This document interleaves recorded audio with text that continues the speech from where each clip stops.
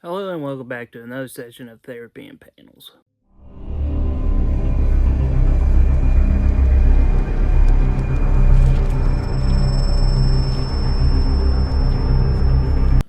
Little thing I gotta be honest with you all about. For a very long time, my comic book knowledge was mostly on just Marvel and DC stuff. I was never really one to care to look into other things. In fact, it was one of the reasons why I started this show.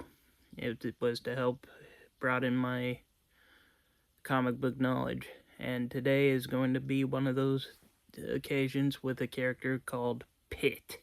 Created by Dale Keown for Image Comics, which for its first issue was the second highest selling comic at the time, only to be beaten by Superman number 75 for obvious reasons. That was really all I could find on the creation, whatnot of Pitt. So, without further ado, let's just go right into reading Pitt number 1. I am not a fan of this cover. This for me wouldn't make me be curious about the story. It just makes me think they were either lazy or had to get the book out quick and just went with this close-up on Pitt's face. I mean, imagine if every cover of a book or movie poster did this. I highly doubt that would help with advertising is all I'm really saying. The story begins in New York City at around 3 in the morning, where biker gangs seem to come across a giant, muscular, naked man roaming the streets. Oh no, this is not going to end well. I guess to just be a stereotypical biker gang, they decide to attack the man, which they obviously regret once the guy is still standing and starts utterly destroying them. One of the guys tries to shoot him down, only for the dude to grow claws and attacks from a very unnecessary splash page that I honestly think could have been done on one page, in my opinion.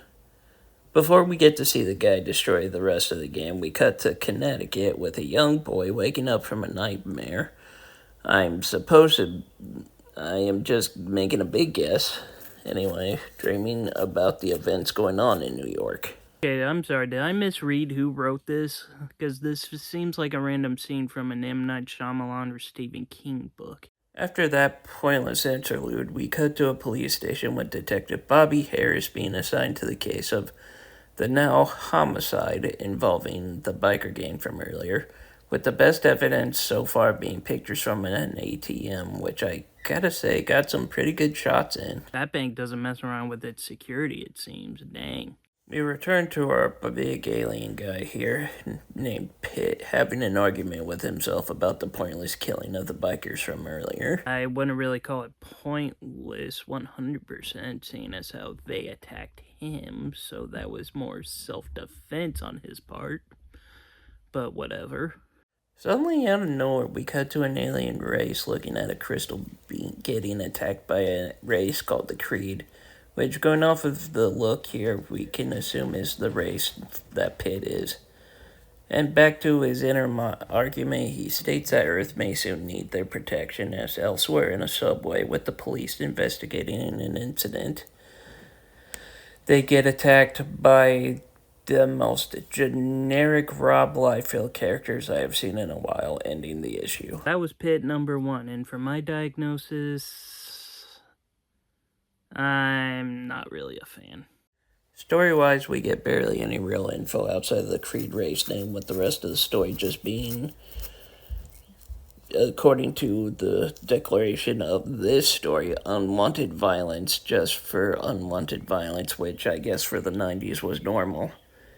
The art is hit and miss for me, with some things looking decent, but then having weird choices like the Liefeld knockoffs and the 3 different, I feel, pointless splash pages.